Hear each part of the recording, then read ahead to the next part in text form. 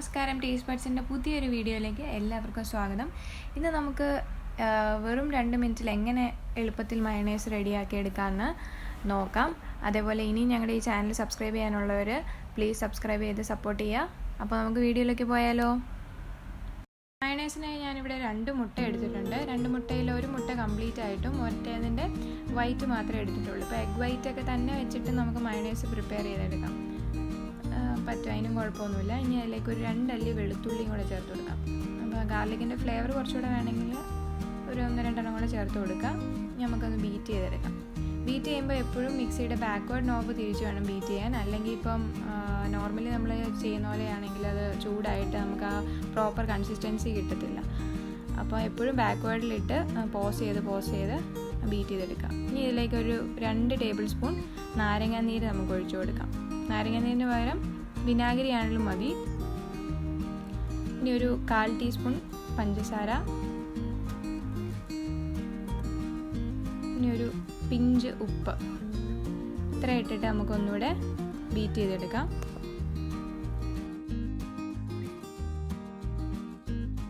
ഇതിലേക്ക് നമുക്ക് നമ്മുടെ മെയിൻ ഇൻഗ്രീഡിയൻ്റ് ആയ സൺഫ്ലവർ ഓയിൽ ചേർത്ത് കൊടുക്കാം. സൺഫ്ലവർ ഓയിൽ ചേർത്ത് കൊടുത്തിട്ട് ഇതുപോലെ ഒന്നുകൂടെ ബീറ്റ് ചെയ്ത് കൊടുക്കാം. ഞാൻ ഇവിടെ 1 കപ്പ് ഓയിലാണ് എടുത്തേക്കുന്നത്, പക്ഷേ അത് സ്റ്റെപ്പ് ബൈ സ്റ്റെപ്പായിട്ട് ആഡ് ചെയ്ത് കൊടുക്കാം.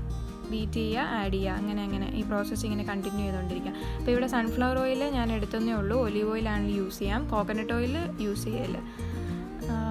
പിന്നെ ഇത് ചെയ്തുകൊണ്ടിരിക്കുന്ന ഇടയ്ക്ക് എനിക്കൊരു അബദ്ധവും കൂടെ പറ്റി. ഞാൻ ആ ചെറിയ ജാറ് വെച്ചപ്പോഴത്തേക്കും അതിനകത്തുനിന്ന് എനിക്ക് ലീക്കാവാൻ തുടങ്ങി. അതുകൊണ്ട് ഞാൻ ജാറൊന്ന് മാറ്റിയെടുത്തായിരുന്നു. അപ്പോൾ ആ ഗ്ലാസ്സിലുള്ള എണ്ണ മുഴുവൻ നമുക്ക് ഒഴിച്ച് ഇതുപോലെ ബീറ്റ് ചെയ്തെടുക്കണം. നമുക്കൊന്ന് ചെക്ക് ചെയ്ത് നോക്കാം. അപ്പോൾ ഏകദേശം ഒരു ക്രീം പോലെയൊക്കെ ആയി വന്നിട്ടുണ്ട്, പക്ഷെ എന്നാലും ആ പെർഫെക്റ്റ് കൺസിസ്റ്റൻസി ആയിട്ടില്ല. അപ്പോൾ ഞാനൊരു 2 ടേബിൾ സ്പൂൺ എണ്ണയും കൂടെ ചേർത്തിട്ട് ഒന്നുകൂടെ അടിച്ചെടുക്കാം ഫൈനലായിട്ട്.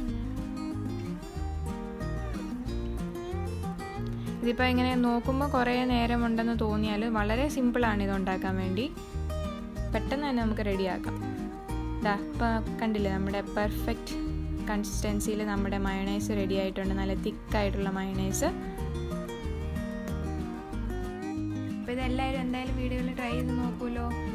അപ്പോൾ ഞങ്ങളുടെ വീഡിയോ ഇഷ്ടമായെങ്കിൽ തീർച്ചയായും ലൈക്ക് ചെയ്യുക, ഷെയർ ചെയ്യുക, സബ്സ്ക്രൈബ് ചെയ്യുക. സബ്സ്ക്രൈബ് ബട്ടനോട് ചേർന്നുള്ള ബെല്ലൈക്കൺ കൂടി എനേബിൾ ചെയ്യുകയാണെങ്കിൽ ഞങ്ങൾ അപ്ലോഡ് ചെയ്യുന്ന വീഡിയോസിൻ്റെ നോട്ടിഫിക്കേഷൻ നിങ്ങളിലേക്ക് എത്തിച്ചേരും. കൂടാതെ നിങ്ങളുടെ വിലയേറിയ അഭിപ്രായങ്ങളും നിർദ്ദേശങ്ങളും കമൻറ്റ് ബോക്സിൽ രേഖപ്പെടുത്തുകയും വേണം. അപ്പോൾ മറ്റൊരു വീഡിയോയുമായി വീണ്ടും കാണാം. Thanks for watching. ബൈ.